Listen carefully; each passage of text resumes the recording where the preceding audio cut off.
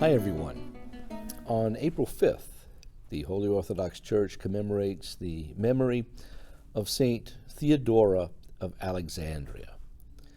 We often marvel at the lives of some of these early Christian saints and martyrs because of the difficulties that they lived in, the things that they had to face, and the great faith that they showed in the face of so many adverse situations. Theodora was not going to be anyone different in this case, because she did live at the end of the 3rd and beginning of the 4th century, at a time when the empire was ruled by two rulers, the infamous Diocletian and Maximian. Now, Theodora, living in Alexandria, was someone who had made her Christian faith known. It was no secret. And so because of this, the governor of Alexandria, Estratios, decided that he was going to arrest her. And he did. And he had her beaten and flogged and thrown into prison.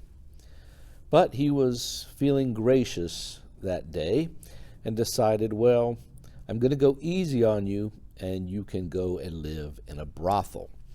Well, Theodora, of course, was a virgin. She was very dedicated to Christ, and this was great distress for her to hear this. And she wondered how in the world she was going to preserve her virginity in such a situation. And in fact, Estratius even sent 3 youths to the brothel in order to defile her. Well, at that time, fortunately, there was a magistrate in that area named Didymus. Now, Didymus decided that he was going to try and free Theodora in some way. So he put on all of his regular soldier gear, with his shield and with his sword, and he went into the brothel before the other youths could get there. And he saw Theodora sitting there and said, I'm here to help you, and this is how we're going to do it.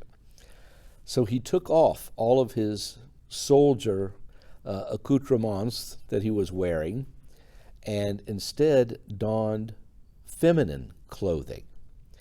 Theodora, in her turn, put on all of his soldier gear and quietly slipped out unobtrusively and got away from the place. Now, what we have left is basically Didymus sitting there in women's clothing inside of a brothel. And one of the young men who were sent there to defile Theodora, and who saw Didymus go in, walked inside with the intent of ravishing Theodora, and walked up and got close to Didymus, and then realized all of a sudden something's not quite right here. He was astounded by what he saw, and he even thought to himself, my goodness, can Christ turn a woman into a man and a man into a woman just like that? In the same way that he turned water into wine? He was shocked by this. No doubt Didymus was somewhat amused by this, but he went and told the youth, listen, and because he was an honorable man, he said, you can report this if you wish. I'm not going to stop you in any way. And the youth did exactly that. He went to the governor, and he said exactly what had happened in this imposture that they had worked out. And so Didymus, by the very angry governor at this time, was arrested. And the governor said to him, you have now completely gone against my wishes, and you have disgraced your office. And Didymus said, well, I'm going to receive 2 crowns out of this. The first one is going to be because I was able to help this maiden preserve her virginity. And second of all, because I can confess Christ openly before you, because I am and have been a Christian. Upon hearing this, Estratius ordered that Didymus was to be taken out and decapitated, and then his body thrown into the fire. This is exactly what happened. but there were Christians that were around who were happening to witness his execution, and they were able to rescue parts of his body that were not burned from the fire and kept his holy relics for veneration, as happened so often with the martyrs in that early age. Unfortunately for Theodora, she was also pursued, and they caught her. And at that point, she too was cast into the flames and received the crown of glory for all the things that she did in defending her Christian virginity and for boldly confessing the faith of Christ. This is not an easy thing for us to hear these days. The deception that Didymus played upon the youths that were there for Theodora's destruction is quite exceptional. And one might wonder how Theodora, who probably was a lot smaller than Didymus, was able to get out wearing all of his soldier gear. But if you think about it, the youths who were at the brothel were not paying much attention to Didymus when he went in, just acknowledging the fact that they had seen him. Theodora obviously got out another way, and the ruse was enough for her to get to safety.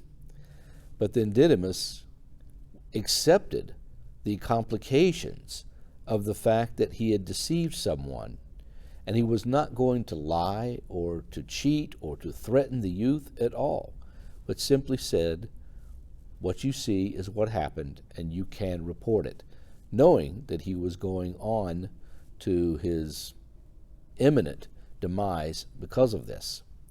Theodora, on her part, joined the ranks of so many of the virgin martyrs during that age.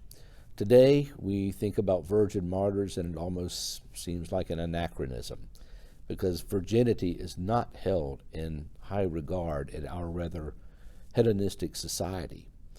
But back then, it was. The idea of being a virgin, of being someone dedicated to Christ, in that they are not going to engage in any sort of pleasures of this world, no matter how enticing they might be, was something that was held in such high regard among Christians. And there are many, many of these women saints who went to their deaths before sacrificing their virginity. Today we should look at the sacrifice made by St. Theodora in confessing Christ boldly, even though she was at a very young age, and not trying to bring anyone else into the circle of deceit that was surrounding her with the governor and the youths, and yet attained a great deal of holiness by offering up her life for the Lord, who no doubt foresaw that her virtues were going to lead her to such a decision. And we can't discount Didymus either as someone who sought to help a fellow Christian, even though it cost him his own life, because as the Lord said, "Greater love hath no man than this, that he lay down his life